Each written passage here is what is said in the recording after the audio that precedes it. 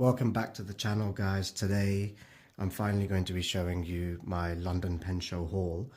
I've come out with 3 fantastic pens, but you know, very surprised with the pen show. It was the first time I was going there. I was absolutely overwhelmed. I'm going to be putting out another video at some point this week about what you need to look out for in a pen show. To be honest, I went completely underprepared. But today it's about the 3 pens that I've purchased. I've got a Leonardo Momento Zero collection. Never been introduced to this brand. I've heard bits about them, but I didn't expect to come out with such a wonderful looking pen at the price point that this was at. I've also got a TWSBI Eco in rose gold and cream color. I've been looking to do something different with my demonstrator style of pens. TWSBI was a brand that I have a lot of respect for, and I've only recently come back to enjoy writing with. So I've paired this one up with Diamond's Tyrian Purple just to see if it matches the color scheme quite nicely. So we'll be looking at that. But first and foremost, I'll be starting off the video with my Mont Blanc Solitaire. I've never seen a Mont Blanc 149 Solitaire in this color scheme, in this black and gold. It's absolutely stunning. It caught my eye and I just couldn't pass up on it. So how I came across this pen, so I was walking around the stalls trying to get a feel for what the different vendors had, what the different kind of pens they've had. There was a lot of vintage pens that I ran into, and then there was a whole section near the end of the venue where I came across a gentleman selling quite a lot of Mont Blancs and Montegrappas, just a lot of variety Parker Duofold. But this pen was all the way at the far end. I was a bit shocked. You know, it was next to your 149s. And prior to looking at this pen, I was getting price quotes for 149s to see what I can get. And this is a pen brand new that can set you back £700-800 in the UK, brand new from Mont Blanc online. I picked up this pen, just had a look around the, you know, the wonderful design that it has. You know, the cap is absolutely stunning. And what I love about it is as you shine light, you can see it bounces off the triangles. You know, you can see there's all of these make up triangles basically, and they form a square. It just bounces off of it so seamlessly, like an illusion.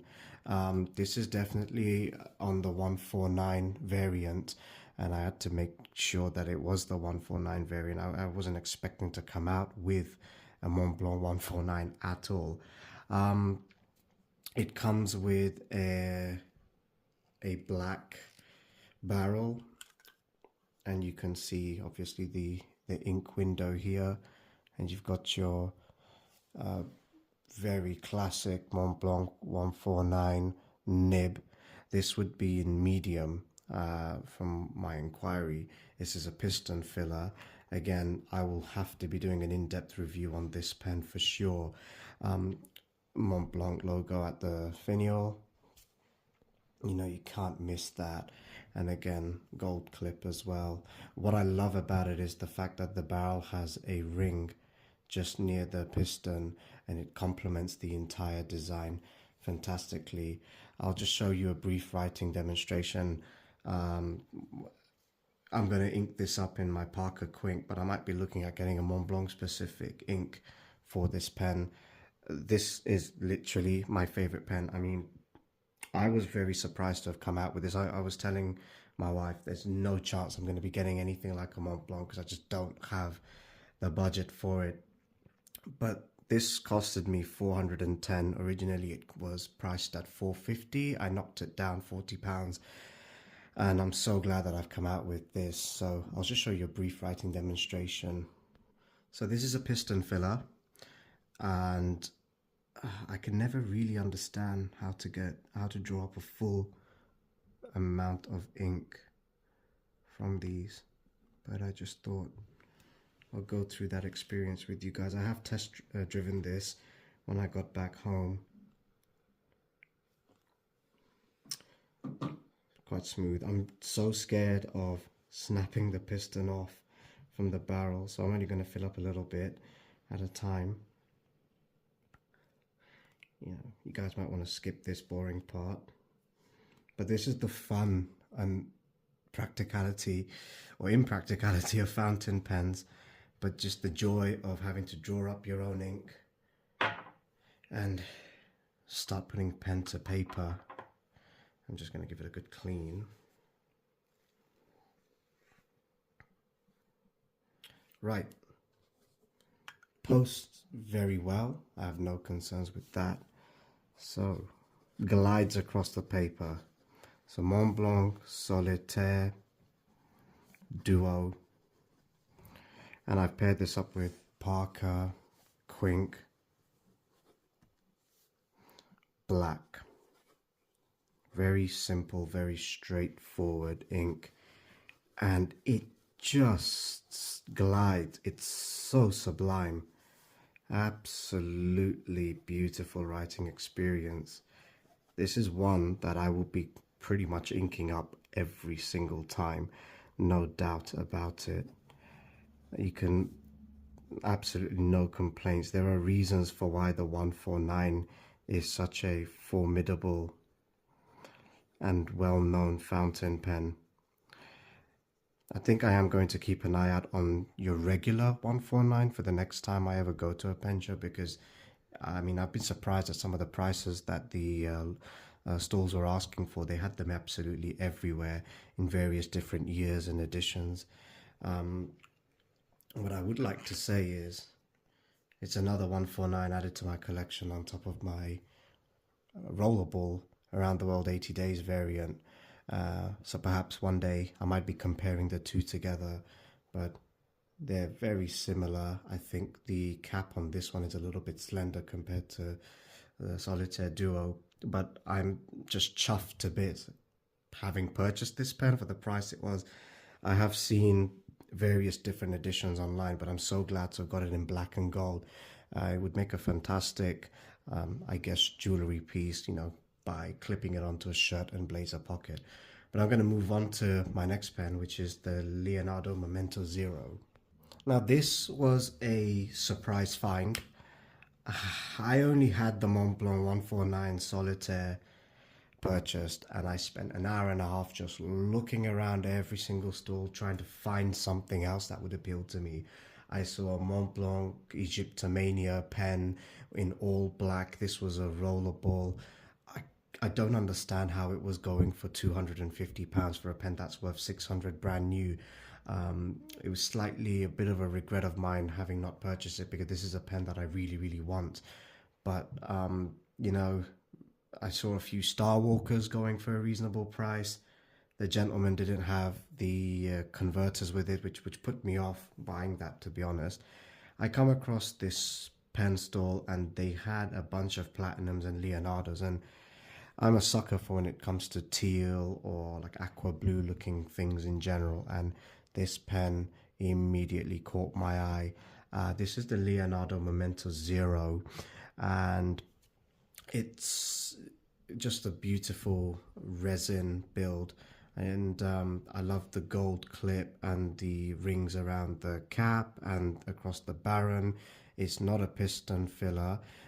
It's got a very generous Leonardo converter. This came in a box, which I'd love to show you. And the most cool thing about it is, and you've got these little peaks or dunes where the pen just comfortably sits in place, very well presented. That's what caught my eye about this brand. Again, I've heard quite a few things about it, and I'm very glad to have owned a pen from this brand finally. The color scheme blends in quite well with the gold clip and the rings across with this blue. It has this variant has so many different other colors, but I had to get this in this sea blue teal finish. Posts reasonably well. Absolutely no concerns with that. This is a steel nib with gold plating, and there's not a heck of a lot going on, but I guess you can see the Leonardo logo on the nib, and I've coupled this with the Aurora Borealis from Diamine, which has basically become one of my favorite inks. Again, very generous, lovely gold tipped converter.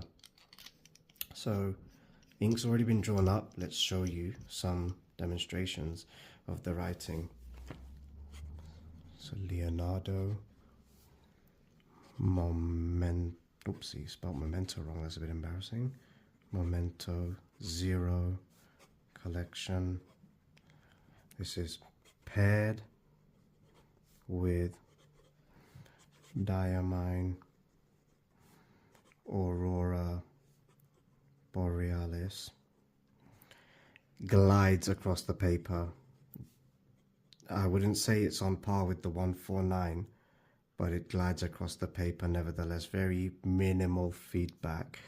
I'd give this a 8 out of 10 for how smooth the nib is across the paper. Very enjoyable writing experience. Fantastic weight, which makes the experience of writing comfortable. Not as comfortable as the 149, but nevertheless, it is such a beautiful pen. Very fun experience writing with it, and I think I really love the color of the ink that I've got. So it's one of the more fun pens that I've got, and I might be ending up doing a lot of serious writing. So I'm going to be reviewing this in a bit more detail in the next coming weeks, but don't be surprised to see this in my currently inked video coming up at the end of March. Last but certainly not least, TWSBI. It was a brand that I've overlooked for some time, and I've recently fallen back into appreciating TWSBI and what they do. So I think this came up in a stub nib. This caught my eye on the corner of the table for the same vendor where I got the Leonardo Momento Zero, and I just had my eye on a rose clip TWSBI for a while.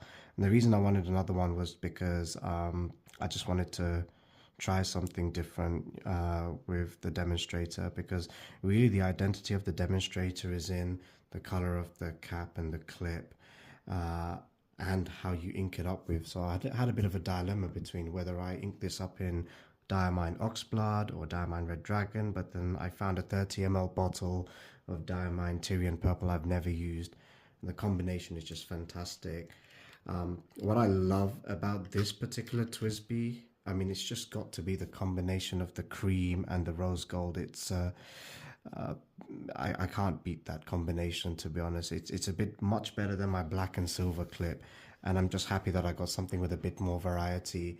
And I'm excited to see with the emotions that may be evoked with using this with the Tyrian Purple. Again, we all know that it's a piston filler, it's a demonstrator. If you look at the nib, I'm just so glad that they kept the consistency of the metalwork, you know, to be rose gold. If I could get that in focus. And again, you've got the TWSBI logo on the nib. No concerns with posting. And I'll just show you a bit of a demonstration. TWSBI Eco Rose Gold. Fantastic flow of ink. And this is Diamine Tyrian Purple. What I love about this ink, I mean, it's worthy of a swatch video on its own. It's almost like crushed petals of a tulip dipped in water. I got this in a, I think it would be a broad nib. I can't remember, but it flows sublime. And you know, I don't have a terrific amount to say really about TWSBI, having recently reviewed one, but I do want to review this separately. The reverse writing is sublime, you know, haven't had it skip one bit. So I'd be looking forward to using this pen for many years to come. I think it's a lot more interesting than the very straightforward, very standard TWSBI that I have already, which I reviewed a few weeks ago. It was the black cap and with the silver clip. I guess this gives it a bit more spice, and I'm looking to expand my demonstrator collection at some point. So this was a bit of a completely random find, but if you couple this with the right ink, you can't go wrong. So overall, I'm quite pleased with my purchases. I've had some regrets from not purchasing one of the Egyptomania pens from one of the stalls that was there, but overall, I cannot fault any of these pens. These are all wonderful purchases, and hopefully soon I shall be reviewing them one by one as the weeks go by. This is going to be a very busy month, hopefully lots of content. Definitely like and subscribe and hit the notification button so that you keep up to date with all of my future content. Thank you very much.